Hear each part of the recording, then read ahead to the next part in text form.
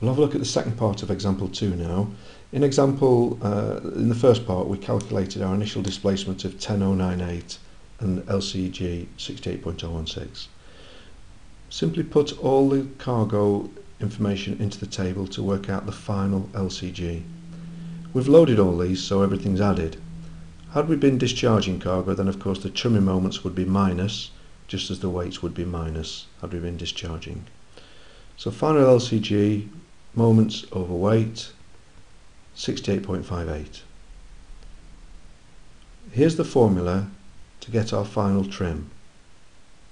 So you can see from that we need our displacement, LCB, MCTC, because we've just calculated the LCG at 68.58. So we need to go in the tables at 14,576, and when we go in we can find that our true mean draft is 7, MCTC 184.6, LCB 70.03, LCF 67.35. As soon as you get those values, compare LCB to LCG. If our buoyancy is greater than our gravity, which it is, then we must be trimmed by the stern. So we can now calculate the final drafts. First of all, we need our final trim.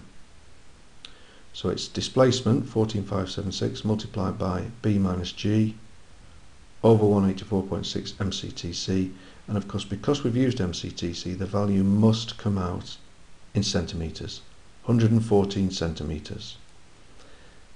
Then we use the change aft due to the trim, change forward, we can use the formulas, and we work out that the aft trim change is 54.8 centimetres or 0.548, forward is 59.2 centimetres, 0.592. So just on a quick sketch to sort of explain this.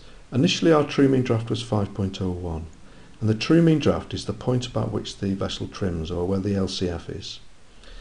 Now when we went into the tables we saw our final true mean draft is 7. So what happened is initially we're at 5.01, we've loaded the cargo and our true mean draft is now 7. So what we have to do is find out what the aft draft is and the forward draft. We know that we're trimmed by the stern, so therefore when we get our aft value of 54.8 centimetres, we must add that to the 7 metres to get our draft aft, because it's got to be deeper. And if we do that aft, then we must do the opposite forward. In other words, this must be 7 metres minus the forward value to get our forward draft, which is less. So you've worked out your final true mean draft of 7, and you're applying the trim forward and aft. So final true mean draft of 7, applying our trim gives us a forward draft of 6.408, after draft is 7.548.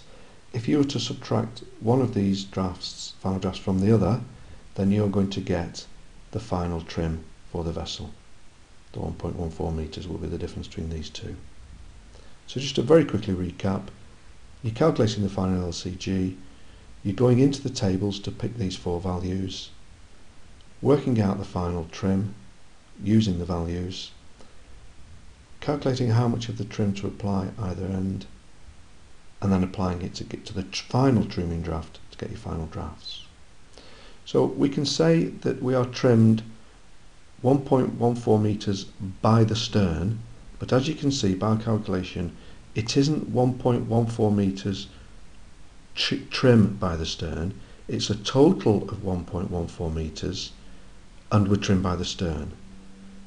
So proportion of that 114 is forward and a proportion is aft, and as you saw with the sketch before, that's how we use a description there to show you how we would apply it forward and aft, and our final drafts are shown there.